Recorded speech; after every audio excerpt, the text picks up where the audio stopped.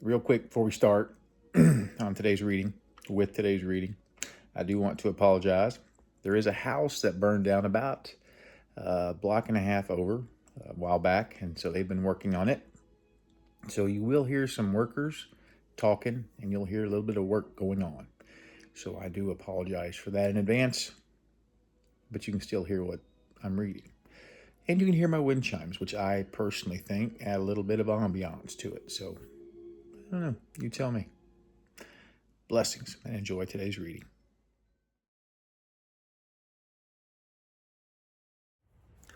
Hello and welcome.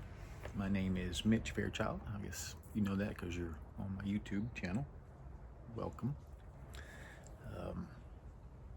Been doing a lot of writing lately, and I kind of wanted to share an essay I wrote not too long ago called "The Aesthetics of a Thing." It's a short piece, not very long at all. Hope you enjoy it, but first, I am going to light up my pipe.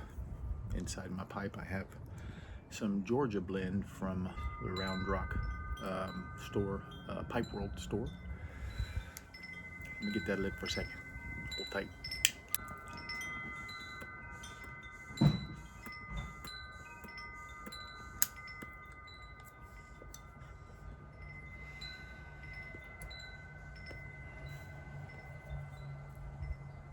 It's a good blend. Peaches, vanilla.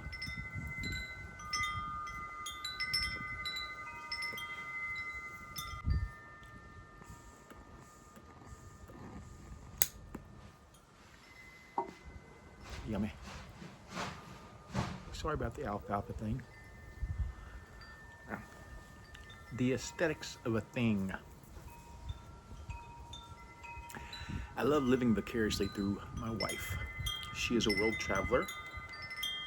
She's been to so many places: Rome, Italy, England, Hungary, to name just a few.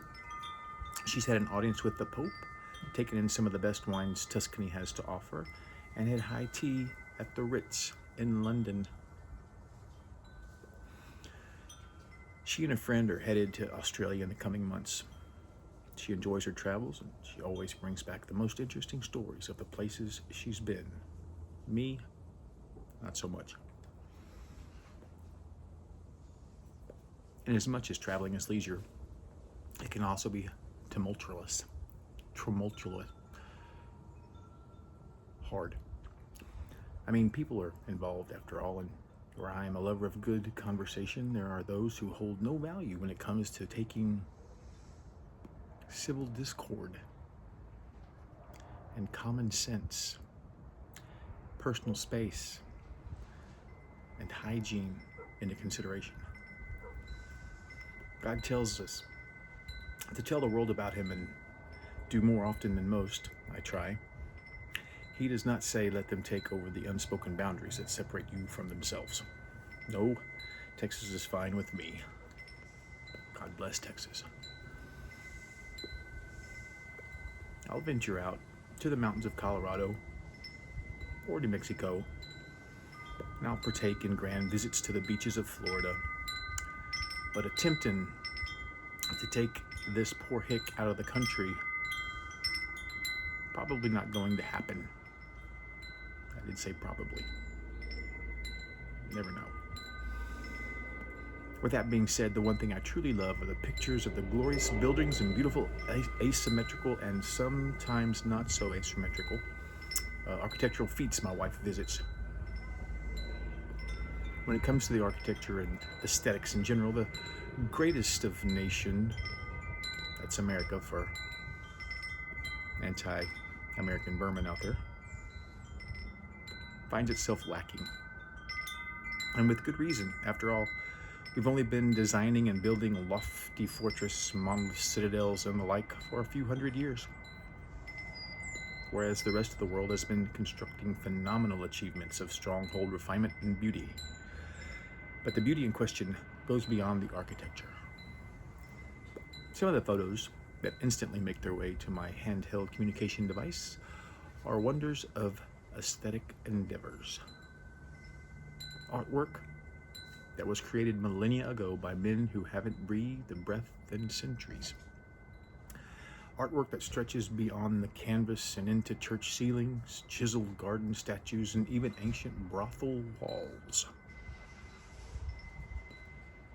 Their attention to detail was, and still is, a testament to their passion, their vision, and their appreciation of culture and of God Himself. I sit in awe as I flip through her snapshots into history. I've learned more from her images and her documentation than I did in hours upon hours upon hours upon hours of social study classes in high school, middle school, college. The beauty of it all. I'm swept back to eras where traditional amenities were somewhat limited and completely extinct in some cases. Roads of cobble, family abodes of stacked stone, and the transportation was paced not in miles per hour, but in health of beast. I find myself sitting with my mouth agape open as I contemplate the mathematical engineering and design skills that men, many times of lowly stature, use to accomplish grand tasks of architectural endeavors. My education is diverse and plentiful, but my intellect and creative ability have been found wanting when compared to the great masters of old. They understood the aesthetics of a thing.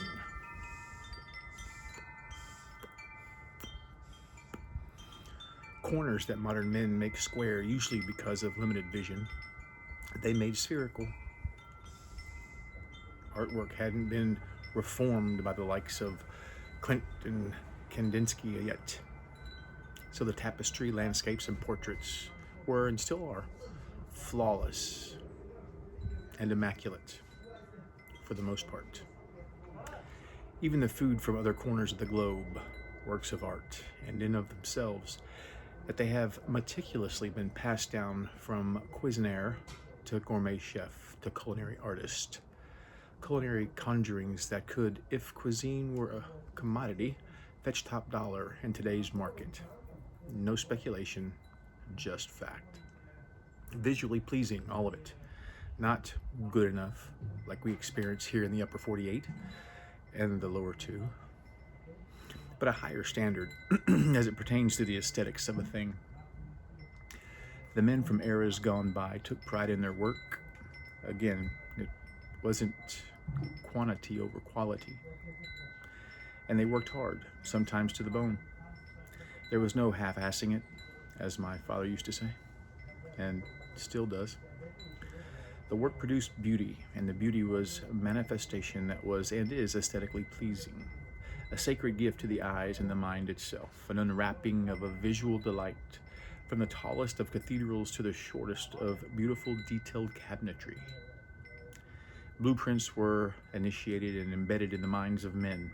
There was no technologically sketched design that had its brisk beginnings formed in the mind of a machine. #AI. Ictenos, Callicrates, Brunelleschi, Michelangelo, Da Vinci, Raphael, Rembrandt, the Roman engineers who built the Colosseum, the master builders who created architectural brilliance when they raised the pyramid in Giza. Each one skilled, meticulous, and detail-oriented craftsmen.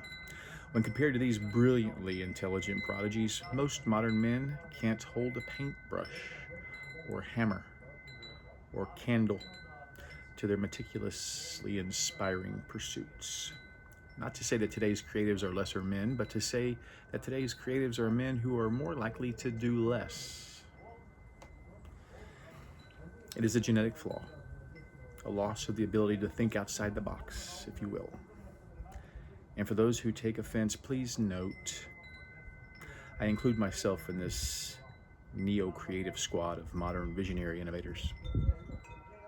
I am extremely creative. I am extremely creative. My writing is well above par. I think it is. I have impeccable critical thinking skills. I do. I really do. But even I find myself lacking when I compare myself to the likes of Michelangelo, Sir Christopher Wren, and Antonio Gardi. Their intelligence, mental fortitude, and design thinking exceed mine by leagues. Their brilliance inspires anyone who partakes of their achievements. Their works are breathtaking. Be it workmanship created in the middle of a town in the form of a 2,000-year-old superstructure, a priceless piece of art that hangs in the Musée du Louvre, or an entire city built on the water. The endeavors of these fantastically phenomenal founders of aesthetic ambiance were, and still are, grand sights to experience. Perhaps a relapse of idealism is what we currently need. A return to creative thinking that inspires joy in the hearts and bold, beautiful blessings to the eyes. The sights that I see not only through my wife's eyes, but in the strikingly bold and magnificent photos she shows me upon her return from her trips. Oh, how I love the aesthetics of a great many things. I think beauty is in the eye of the beholder. It's true. But I also think there were men, and maybe a handful today are men, who can take nothing and turn it into an exquisite something. The aesthetics of a thing.